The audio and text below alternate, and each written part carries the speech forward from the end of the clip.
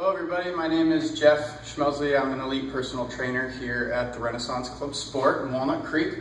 And this month we're focusing on myofascial release, flexibility, and balance. So what I'm going to take you through is just real basic techniques for using the foam rollers. These are an excellent tool for enhancing recovery, improving flexibility, mobility. However, oftentimes I think I see them being used in slightly the wrong way, so I'm going to show you just a little bit about how to get the best results possible out of this great tool. So we're going to start going over just foam rolling the IT band. So the IT band is a connective tissue that runs from the glutes down to the knee on the lateral side of the leg. And to start, we're always wanting to roll from the hips downward. So it's best to start from the hips and gradually make the way towards the knee rather than the other way around. So what I'm going to do is I'm going to lay on the roller, starting up closer to the hip, just below my hip bone, right on the outside, the greater trochanter there. My other foot I'm going to use to control the pressure. Now the key here is controlling that pressure. With myofascial release, if we dig in too hard, it's going to force the muscles to contract, which is going to go against the relaxation response that we're trying to get. So the key is to get just enough pressure to where it's intense, you feel a little bit of soreness, but at the same time you can maintain deep breathing and relax into it.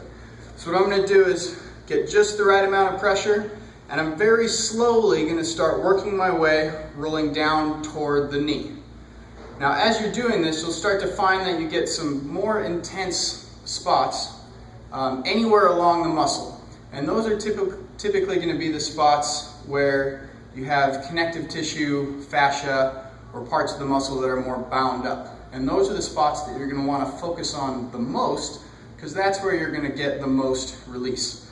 So as I'm progressing down towards the knee, I'm getting a little more intense of a feeling right here on the middle. So I have kind of a nice little knot trigger point right in there.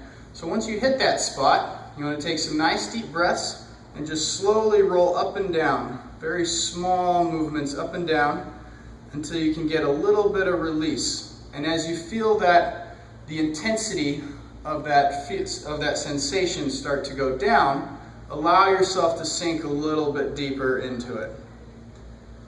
Now, chances are you're not going to get the sensation to completely disappear, but if you can get some change in the intensity, that would be good. And once you've gotten there, then continue to progress down the leg until you can get all the way down to the knee. Now, oftentimes a mistake I see is going really fast up and down. Now, sometimes that can be useful for improving blood flow and getting the area a little bit warmed up. But if your goal is myofascial release, it's really going to be so much better to go nice and slow and spend extra time focusing on those really tender spots. The same thing would be applied for the quadriceps. So if we're trying to foam roll the quads, we're going to do the same thing. Start right on the top of the leg, go to the other side. So closer to the hip, using my hands, my other leg to control the pressure, and then very slowly working my way down towards the knee and stopping to focus on the spots where we have some myofascial binding. If anybody has any questions, please feel free to contact me at the Renaissance Club Sport. Thank you.